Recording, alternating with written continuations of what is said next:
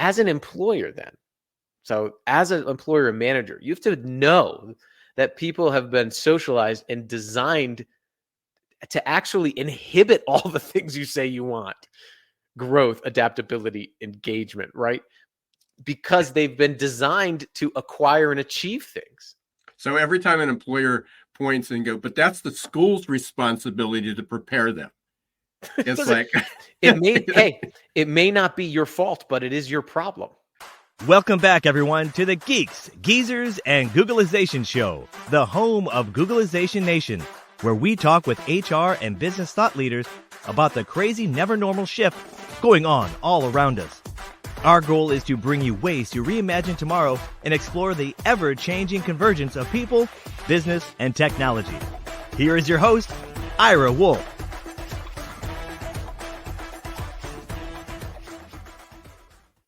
Hey, welcome back, everyone, to the Geeks, Geezers, and Googleization Show. Thank you for being part of Googleization Nation. I'm Ira Wolfe. If you think this is just another podcast, think again. We are the voice of the most important conversations on the future of work, confronting business leaders and people today. Our goal is to bring you ways to reimagine tomorrow and to explore the ever-changing convergence of business, people, and technology.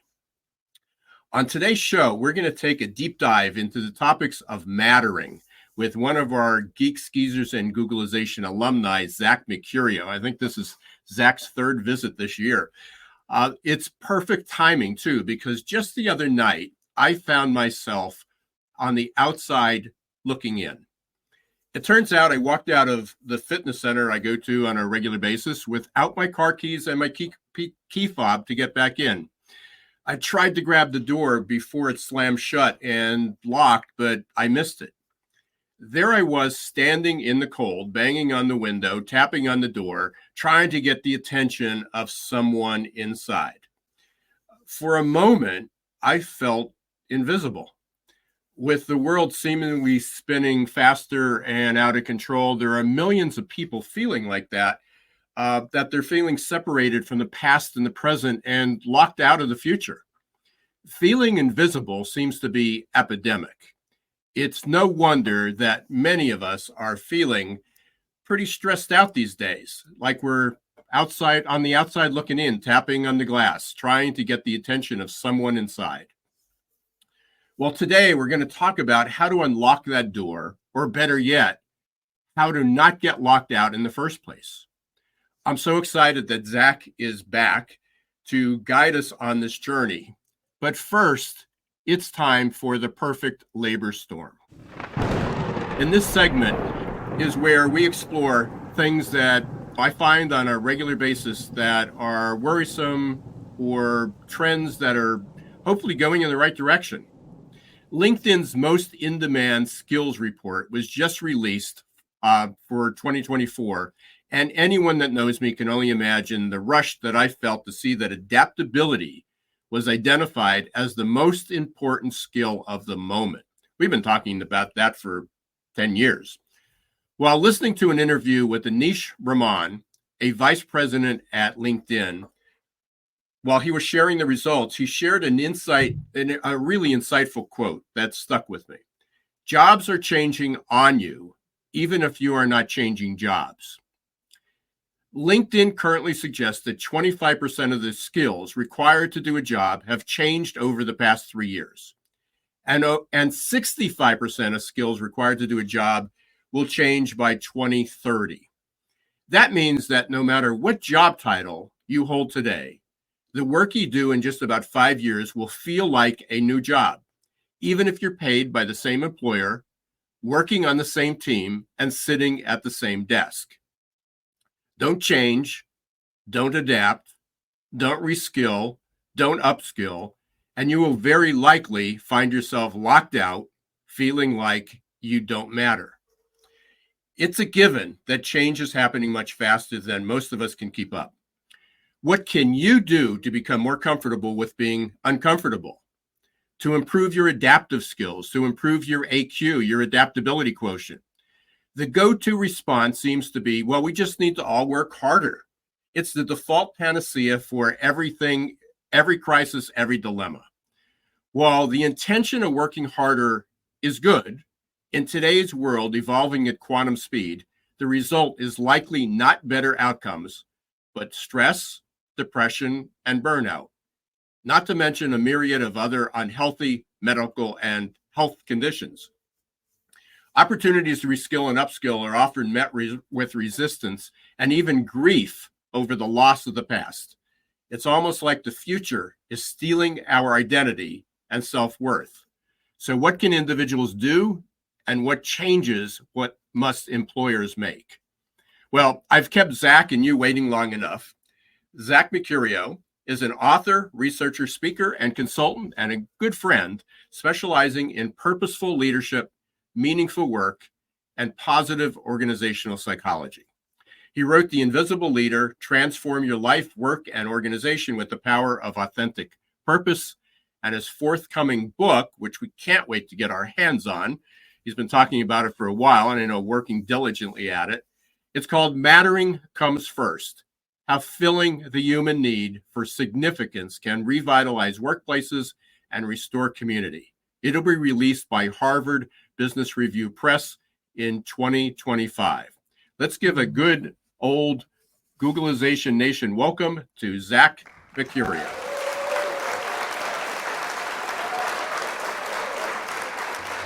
Thanks, Ira. It's good to see you. Hey, it's great to see you too. I've been looking forward to this till the time that you had agreed, but over the last couple of days, there's just so many things that have been happening, and I know you've been diligently working at your book, which finally you picked your title. I think you shared that one on one of the last conversations we had. But I don't know if I was supposed to. Yeah, but it's out now, right? Yeah, it's out. Yeah.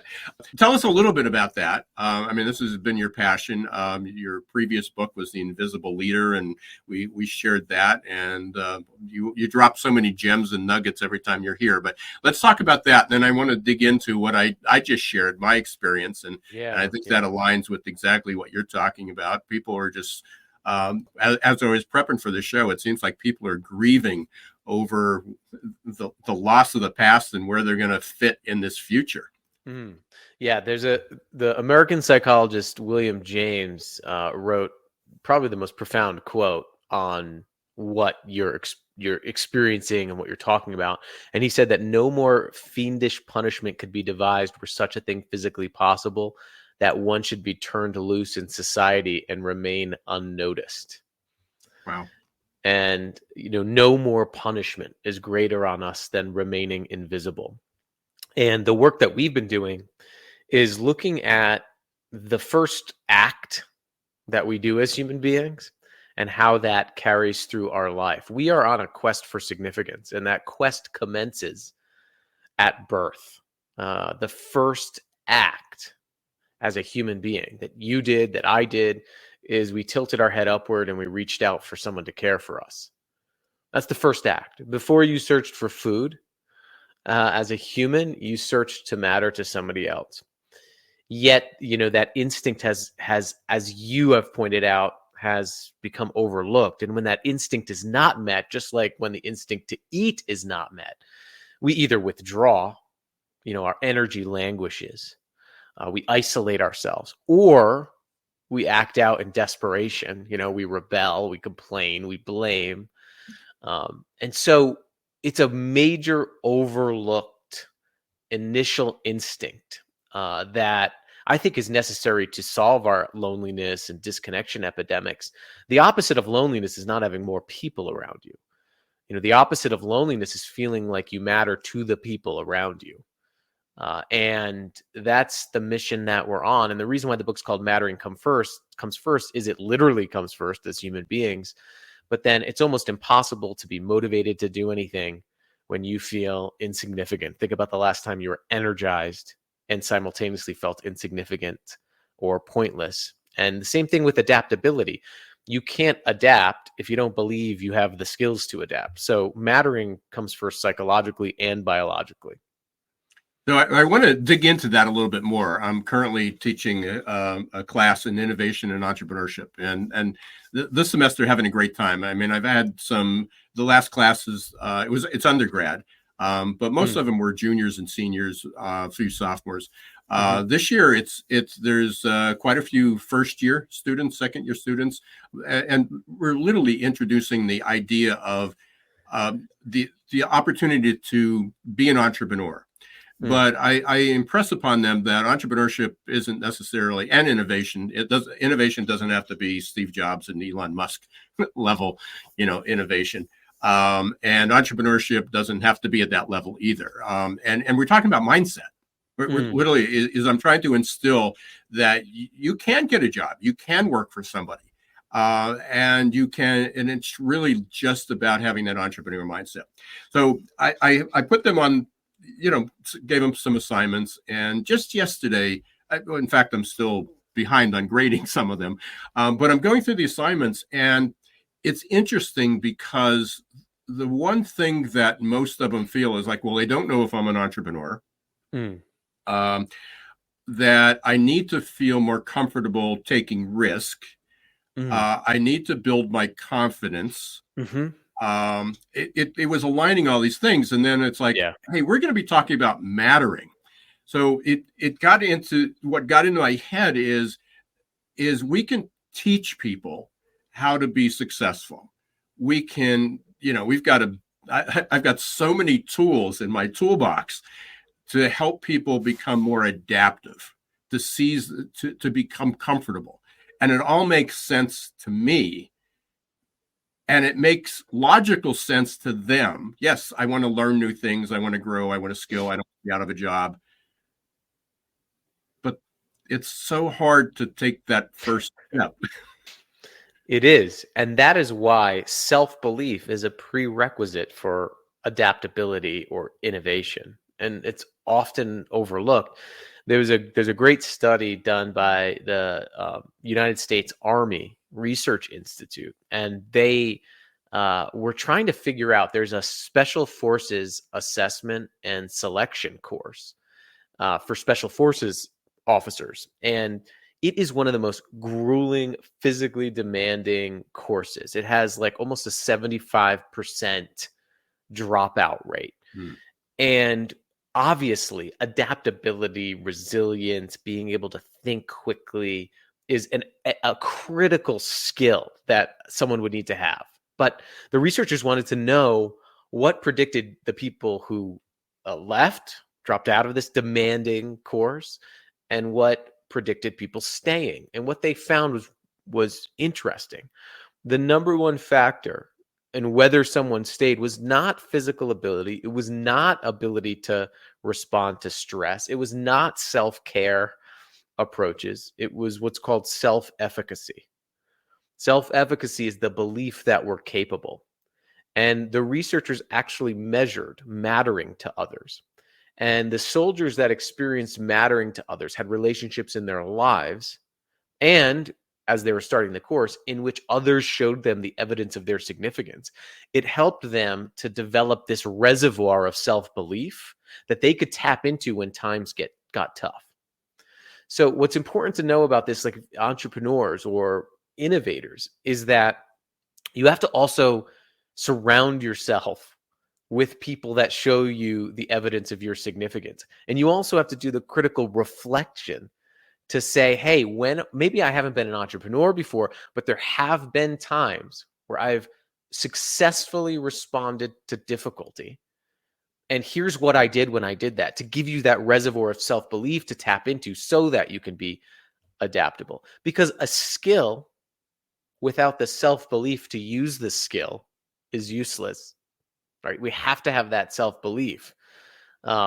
And so I'm really glad we're talking about this, especially with entrepreneurs, especially with people in high pressure occupations, because a lot of times we just assume that we'll just get it. We just learn the skill and we'll be fine, but you need the self-belief first.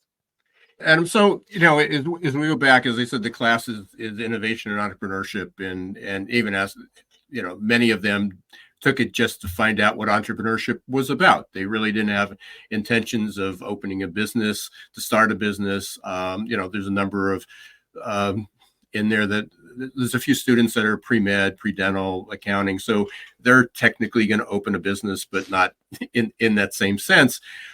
But so the default goes back to this hard work.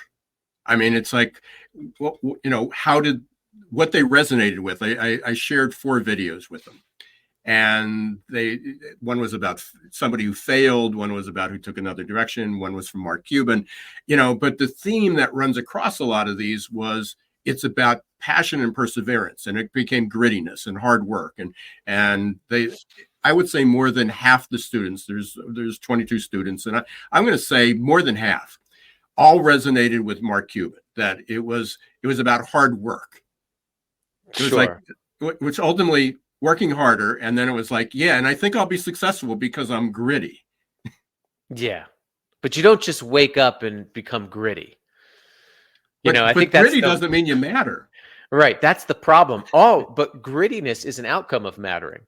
Angela Duckworth, in her book Grit, she studied thousands of people. One of the number one most powerful predictors of high grit scores that she found was actually having an other-centered purpose, knowing how you add value to someone else. Consistently predicted grittiness. So, like, you can't really have resilience without purpose. Right? You can't have resilience without relationships. Resilience is an outcome of having these resources met. It doesn't sell as well on a video for a billionaire entrepreneur to say, I relied on my self-belief, the people around me, to build that self-belief. I relied on learning from my failures and having to reflect on those times where I was really down, that I do matter, right? That doesn't get a lot of clicks, in a video. But if you peel the layers back, I think just like this special forces study did, right. You'll find, I'm sorry, Mark Cuban's great, but a special forces officer, I'm going to say that's a tougher gig than a billionaire entrepreneur any day of the week. So when you peel back the layers of these really high performing people in these high pressure positions, you find it's all the soft stuff that predicts the hard stuff. And what I mean by that is I was working with a special officer trainer responsible for the officer training at the Kennedy School of Special Warfare. We did a session on mattering with them. And he said to me, Zach, a lot of people think that the key ingredient of a lethal unit behind enemy lines is toughness. But he said, it's not, it's love. No one's going to sacrifice for me if I don't know their kids' names. No one is going to trust me if I don't notice their struggles. No one is going to give their best if they don't believe they have the best within them. Right?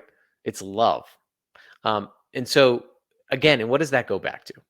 All of this goes back to when you were a child, you searched for significance. Now, when you were a child and you got that significance to a parent or caretaker, you develop what's called secure attachment. And do you know why secure attachment is so powerful? It's not powerful because it coddles you.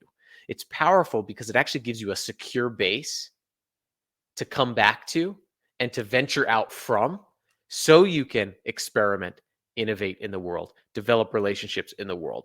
And when you have that secure base to come back to, research finds people are more resilient. They have better responses to stress.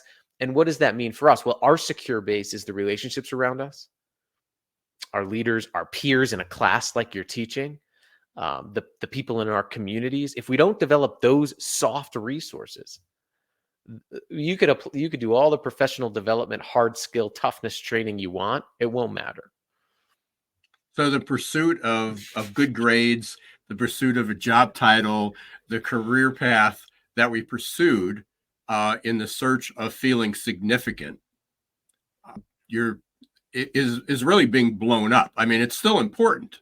I mean, obviously doing well. Yeah, because that's a way to add value. All of those things, career, but adding value, but exactly. but it doesn't do it alone. It only does it alone if nothing else changes. Right. If you would. Right. To add value, you have to feel valued. Adding value and feeling value have a reciprocal relationship. Yeah. It goes back to this basic psychology. If you don't have that secure base, you're not as likely to venture out. It's why psychological, like everything to me, maybe because I'm writing this book, is mattering in disguise, right? Psychological safety, for example, hot topic. Psychological safety is the belief that you will not be humiliated against, you will not be you have repercussions for speaking up, that you can share your voice. What is that really saying? It's saying you have a secure base. You have a secure base where you feel valued and you feel inherent worth because you're a human being, not because of what you do or don't do as a human being. And when you feel that inherent worth somewhere, you have the reservoir of self-efficacy, of belief in yourself to venture out. One of the people in one of our studies we were doing, she's a entertainment executive in a very tough industry. And I asked her, how do you make it through? And she goes, well, when I was a child, when I was 8 years old, my dad abruptly left my family. And it was the first Christmas, and I was with my mother. And I remember very vividly my mother bringing out a stool and telling me to step up and put the star on the Christmas tree. It's something my dad used to do. And she goes, I remember that she gave me something important to do. And I always, when I'm having a hard time, I recall that twinkling Christmas tree. I recall standing tall on that stool, and I look at my proud mom in my head, and I say to myself, I can do this. These little moments of mattering can create this belief in ourselves that lasts our entire lifetime. But if we just focus on ourselves and creating these hard skills, and we don't cultivate these relationships that reflect back to us our significance, we're going to be left with a dry reservoir of self-belief. We won't have anything to tap into when times get tough. A skill is not going to save you when you're in emotional despair. What's going to save you is belief in yourself. So let's, I think I fed it. Yeah, there's a lot. There's so much there. And there's a million thoughts, and I was going to write something down, but then I'm going to miss something else that you say. So I forgot what I was going to write down. But if we go back to even what I talked about, I mean, in keeping this here's about the future of work and why you're writing this book and what the challenges are, is the fact that I just blew up a couple of people's, I literally locked people out of their future, saying that 65% of your job is going to change. You're essentially going to be, even if you don't change jobs, don't change employers, don't change paychecks, don't change your desk. Yeah. You're in a different job. Mm-hmm. Which means you need to learn new skills. And we don't know what that job's going to look like. And they have to learn new skills. And then we talk about you're going to learn a skill, but really, you're going to learn this new skill, but in 2 to 4 years, that skill's may be obsolete. And you're going to have to learn a new skill. Yeah. Which is not the world, the life, the career that most people signed up for. Yeah, most people signed up for specialists. It's like when you go in to be a specialist. When you go, I used to teach undergraduates, and they would always ask, "What do you want to do with your life?" They'd ask each other, "What are you going to do with your life?" And as you choose something, then your options get narrower, right? So, the more you say, "Here's what I do," then you get narrower. And the way to widen that perspective is, if you're looking at your future career, say, what kind of impact do I want to make? What strengths do I have to solve problems? Because when you ask, how do I want to contribute, or which strengths and resources do I have to best solve the problems around me, you actually widen your possibilities, right? It allows you to look wider because you're not beholden to a specific set of skills or tasks. You're using your resources, which are your strengths, which are your unique gifts. Just thinking about that helps you feel like you matter. But then you also widen your perspective to how I can contribute. I mean, one of the things that's really interesting is that achievement is not accessible every day. Contribution is. So, when you're starting in a job, instead of asking, what do I want my next 5 years to be like? Ask, what kind of impact do I want to make here in 5 years? And then as you go on and as you keep reflecting on that question, then ask, what are the skills I need to develop that align with my strengths to make that impact? It's much different than the anxiety of, what skills do I need to develop to keep up? Right? Everybody's going to ask that question. Your ultimate differentiator as a human being is where your unique gifts meet needs around you. So my advice would be to really focus on that question. What kind of impact do I want to make where I am in the next 5 years? And what are the skills that I need to develop that tap into my strengths so I can make more of that impact? So where does someone start? And I think there's two questions there. It's where does the individual start, or what do employers, managers, and I'd say managers more than employers, because employers, it's going to be tough to, change the entire culture, but it's that direct impact that a manager can have on an individual. So from an individual standpoint, somebody says that has the wherewithal to start, what's the first thing they need to do? And then we may have to do the second one after the break, but what can employers do to create that environment? And I know it's one thing to say, create a psychologically safe space in order for this to happen, but it's like, it's not like, well, if I follow this, these 5 steps, it happens. Yeah. I mean, so for the individual who's in this setting, I mean, you have to self-reflect on big questions in your life, even in work. I mean, thinking about the question, like, how do you want to contribute? What are your strengths? I mean, identifying your character strengths, for example, is a really powerful way. Character strengths are a little bit different than like Gallup or other strengths finders. Character strengths are what you love to do and what you're good at, but they're tied with a virtue that benefits others, like wisdom. So identifying your character strengths is a really powerful evidence-based practice that you can use. And building off of that, then identifying what problems am I best at solving? Where do I see my unique strengths making a unique difference where I am? And who might I need to reach out to help me develop the skills I need to make more of that impact and widen that perspective? But that self-reflection is absolutely critical. And then, I'll transition. We can do this after the break, but as a manager, and this is where a lot of my work comes in, creating the environment where that makes it easier for people to see their gifts, their strengths, to make it easier to see how they can make an impact, to make it easier for them to experiment and fail, so that they can innovate and adapt. And creating pathways is essential, because if you put a well individual, and I say this all the time, if you put a well individual into an unwell system, they will become an unwell individual. It doesn't matter how much reflection you do, doesn't how much strengths you do, no matter how many adaptability trainings they go through or innovation trainings, if they go into a system that doesn't enable psychological safety, that doesn't help them see their gifts, that makes them feel invisible, they will become unwell. And what I mean by unwell is won't be able to adapt, they'll feel stuck. So there's an environmental component that's huge. And thank you for the queue up. Because we've got this, you see it going across the bottom of the screen, along with your contact information. But I've got a 5-day passion challenge, which really about going through some of those steps, some of that self-reflection. What are you interested in? What gets you up in the morning? When are you most excited?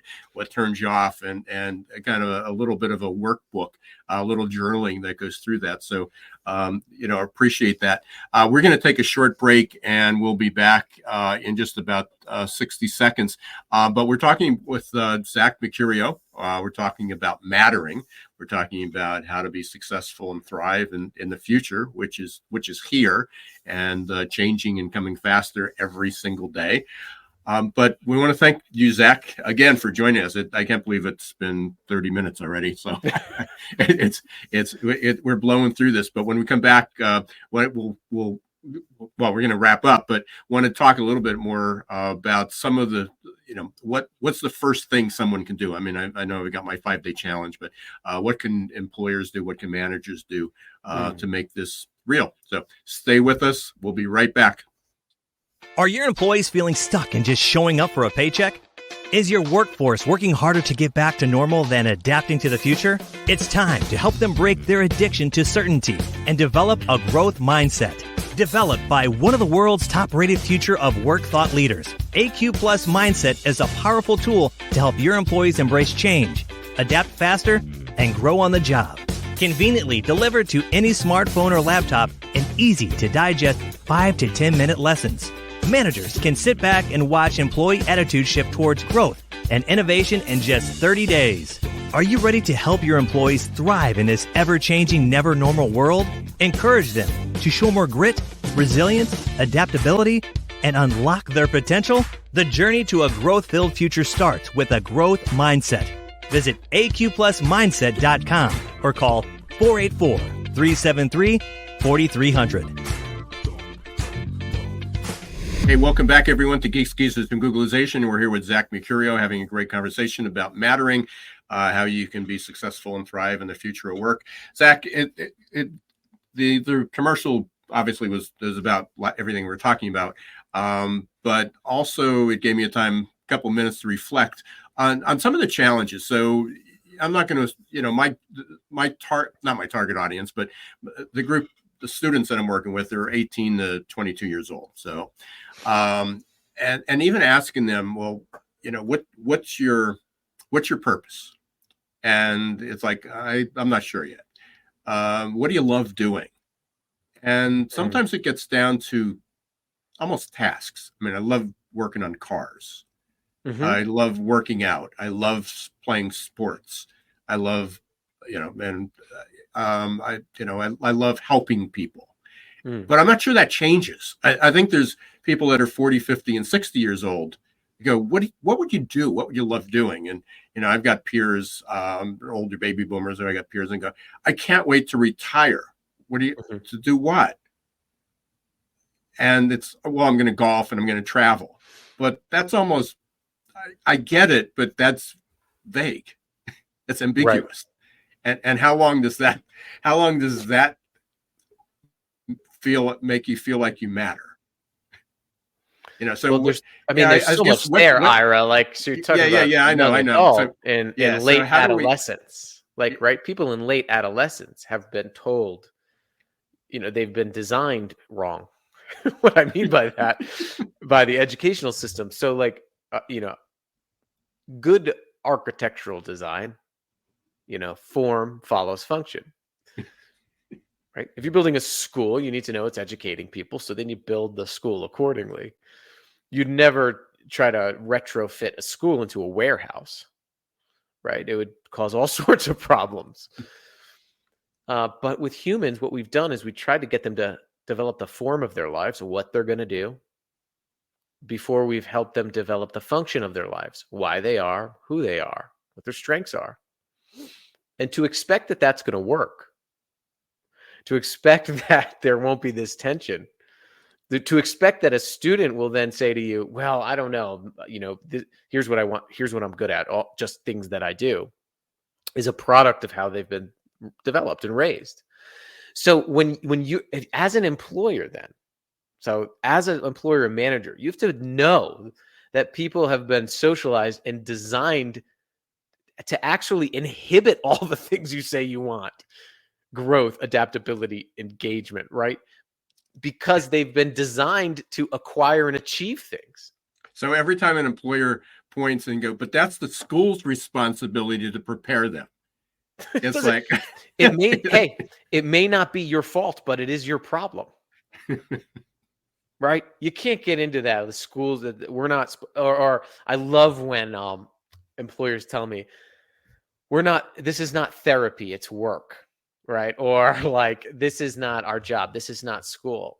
It is, human beings are your job. If you're a manager, if you're a leader, humans are your job. Humans are your craft. Because everything else that you want and you need, production, performance, is a lagging indicator of how a human being feels and the resources they have. So if you don't invest in that, then you can't expect your performance or productivity to be good. I mean, it's impossible to have a healthy organization with unhealthy human beings. So I think that one thing that managers have to remember is that they have to create space for this type of reflection. One of those things that it requires of leaders is to have human skills. There was a great article in the New York Times by some people at LinkedIn. And what they were saying is that as like artificial intelligence eclipses our technical skills as human beings, all we have is the skills to make the person in front of us feel seen, heard, valued, understood, and needed. In fact, a great quote by the Columbia University president who said, in the past, jobs were about muscles. Now they're about brains, but in the future, they'll be about heart. So if you're young right now, I would also lean into these human skills of seeing another human, hearing another person, being able to listen and entertain various ideas, demonstrating intellectual curiosity, demonstrating intellectual flexibility, being able to disagree well. All of these things are things artificial intelligence can never do. And as more and more people have learned to communicate with each other via short transactions, one of the most coveted skill sets is going to be to make sure the person across from you feels valued and understood. So I believe the future of work is not technological, it's interactional. Yeah, I couldn't agree with you more. By the way, and I don't know if that article that you referenced was just recent. Very recent, yeah. Okay. So it involved the in-demand skills, which adaptability was the skill of the moment. Well, but this article title is "When Your Technical Skills Are Eclipsed, Your Humanity Will Matter More Than Ever." Okay. Yeah. And so, but the number one skill, so this is ironic. Been in the workforce for 40 years. So, and when we first entered, they said, what the number one skill you need is good communication skills, or at the time it was interpersonal skills. Yep. Okay. Guess what's number one? Mm-hmm. Communication skills. Guess what's number two? Yeah. Team building. What's number three? Customer service. This has been around for 50 years. Yeah. Is that everyone says these are the most important skills, but finally, and it survived, by the way, communication, team building, customer service, survived an industrial revolution, a computer revolution, and now we're entering the AI revolution. And they haven't gone away. Right. But they haven't gone away, but they're under practiced. Oh, absolutely. There was a lot of lip service given to it. Because we're going to have this year we're going to focus on communication, and we're going to have a half-day seminar, and we'll do DISC or Myers-Briggs or something. And now we're good. We got the skill. Yeah. We know what to do. And next year we'll work on something else. We're going to do project management, which was number 4, I think, on the list. So there are some technical skills that are available. Yeah, but it nothing's really changed other than the level of importance, the priority. I also, what was going through my mind, and this is probably a message to every CEO who's doing the return to office mandate. Return to office mandates will work if, going back to what you said earlier, if when the people come back, they feel like they matter. Yeah. and that they feel that that the reason to come back is because they can contribute. Yeah. And if I don't feel like I matter and I can go on a screen in the comfort of my home and not worry about my kids and appointments and being a 2-hour commute, I'm going to contribute remotely. So absolutely. for every CEO who is looking to return to office, it's not where you work that matters. It's mattering and contribution. And the data's all over the place. But Nick Bloom, who's an economist, has studied remote work. He just had a big thing this morning about the level of productivity. Yeah, but what his main message is, it's not people working remotely. It's how they're managed when they're working remotely. Right. That has the biggest impact. I don't care where, when, or how people work. Right. What's most important is what they experience while they're working. And I think that is that experience while someone's working is what has the biggest impact on productivity, not where and how they work. If you're, some industries you need to be in person, which is obvious, like that's clear, that's fine. But, if someone doesn't feel like they matter wherever they are, nothing's going to matter to them. Don't expect someone to care if they don't first feel cared for. So if you're a CEO right now and your leaders don't have the interactional skills to make sure that people feel seen, heard, valued, and understood, then it'll be like in 20 years saying that you have a business without a website. In the late 90s, people were like, do I need a website? And I think now people are like, do we really need to invest in things like mattering or purpose? And I think in 20 years, it's going to be obsolete. you're going to be obsolete if you don't do this, because choices of where, when, and how to work are increasing. People don't have to put up with a dehumanizing boss anymore. They can go drive a Lyft, and piece together some more money online. I mean, access to gig work and choices of where, when, and how people work, infinitely increasing. And with choice comes discernment. So other than calling Zach Mercurio or Ira Wolfe, what's some tips that they, what's some immediate tips that people can sit down right now and do? So it's not hard. And actually, it's not expensive at all. One of the things that I think that people need to do is there's this whole idea of human-centered design, where you design something with the human being at the end. Like, it's a lot of software developers and software engineers use this to develop apps and new products. But think about this in terms of like mattering-centered design. So in order for people to feel significant, for people to feel seen, heard, valued, and understood, so that you can develop the resources for people to be adaptable, for people to innovate, for people to perform, what are the skills and what are the environmental characteristics that you would need to have in your organization to do those things? And do you have them, and how do you measure them? I think that's the first really powerful. If you have a retreat or an offsite, a meeting coming up the next week, that's the question right now. Even remote work, right? Most of the time we've used technology is not the issue. How humans use it is. Most of the time we've used technology for remote workers in the vein of efficiency. We use Zoom or whatever, or Slack, to be more efficient. Well, it's no wonder why people don't feel like they matter and they're less productive if you're trying to erase time spent with them. What if you designed your technology use to ensure people feel significant and feel cared for? What would it look like? What would the use of technology look like if that was the end goal of your design? And the other thing that I think is crucial is to remember that intuition doesn't scale in organizations.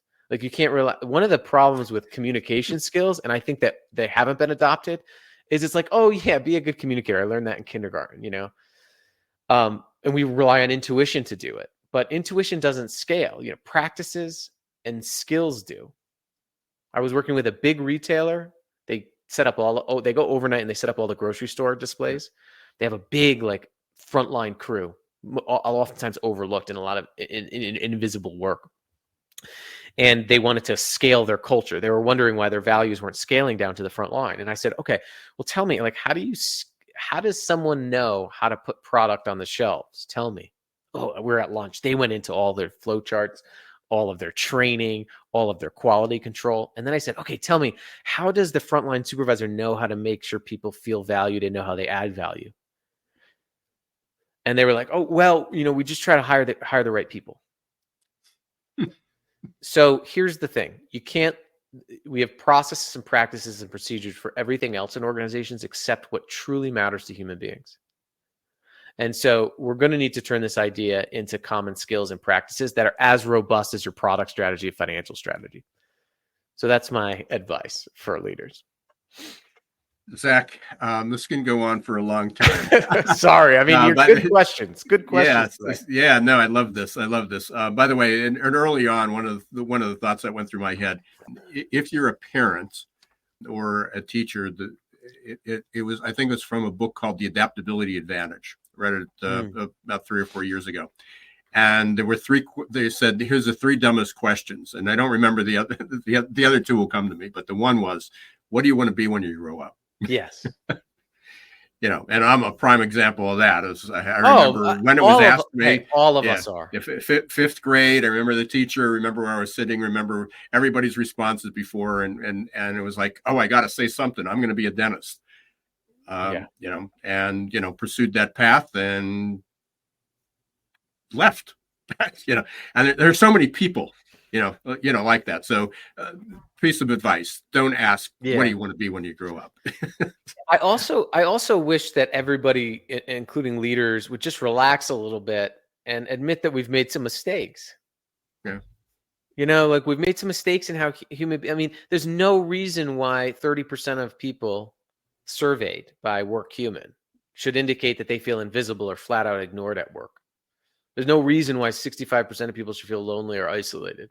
There's no reason why 70% of people should feel they're underappreciated. This is not like generational preference stuff. It's not that people used to go and work hard and then go home, right? Everybody in every generation searches for significance. They talk about it in different ways. So I think we all need to relax a little bit and realize that our environments have not produced the best humans that we could be producing. And we're partly responsible for that. And once a leader realizes that they could be partly responsible for another person's suffering, I think that is the first step toward meaningful change. And maybe the first group of people that need to listen to this are some of our political leaders, because there's obviously a lot of people that feel like they're insignificant and don't matter. Right. But we've got to cut off the conversation, unfortunately. Zach, you are welcome back anytime. I can't wait I know it's a year out or so, but I can't wait to get my hands on your book. Love to continue this conversation. And thank you. 2 real quick things. We do our lightning round. Quick questions. If you were a car, what kind of car would you be and why? Oh my gosh. If I were a car, I'd be a Toyota Tacoma pickup truck. And here's why. You could drive it around town, but it likes to get away a little bit, and it's versatile in that way. So maybe I'm a little biased because I have one. I have one. Yeah, good answer. Good answer. Last week we had a Jeep. It's rough and it feels all the bounces. Yeah. Hopefully you can get some advertising dollars for that. Yeah. One other quick question. What's something people often get wrong about you? I think they get wrong on me that I'm all about touchy-feely, fluffy stuff, right? Or that I'm an extrovert. I'm an introvert. I score incredibly high on a thinker category. I am I'm a rationalizer. I teach emotional concepts from a rational lens. I thought this stuff through. I can't logically think of another way. Like I can't logically think that there could be any outcome without human energy. So a lot of people think that I'm all, maybe new agey, touchy feely, but I really think about this stuff in a logical, data-driven way, and I have not found a good argument against it yet. Yeah, the touchy-feely people probably drive you nuts because some of what they do is not. Yeah, because there's no lagging. There's no indicator that it's designed for. Yeah, which can also be. That's a whole nother podcast. Yeah, we'll have you back. You can have too much mattering and not any outcomes. We'll have you back for that one. Yeah. So, Zach, across the screen's been scrolling how to get in touch with you, ZachMercurio.com. Any other ways that you prefer? Yeah, jump ZachMercurio.com, and I've really been enjoying my community on LinkedIn, so you can find me there. Okay, excellent. Yeah, I appreciate it. And I appreciate you. And thanks very much for being here. And thank you, everybody from Googleization Nation. Thank you for being here as well. We appreciate you. Thank you for listening and watching. If you haven't joined us yet, please go to GoogleizationNation.com or connect with me on LinkedIn as well. I want to thank Zach Mercurio for being here. And if you are listening on Apple, Spotify, wherever you listen to your podcast, please rate us and leave a review. And until next week, don't let the shift hit your plans. Thanks for watching Geeks, Geezers, and Googleization. Be sure to listen to the podcast and follow us on YouTube. This show was produced and edited by Hilton Productions.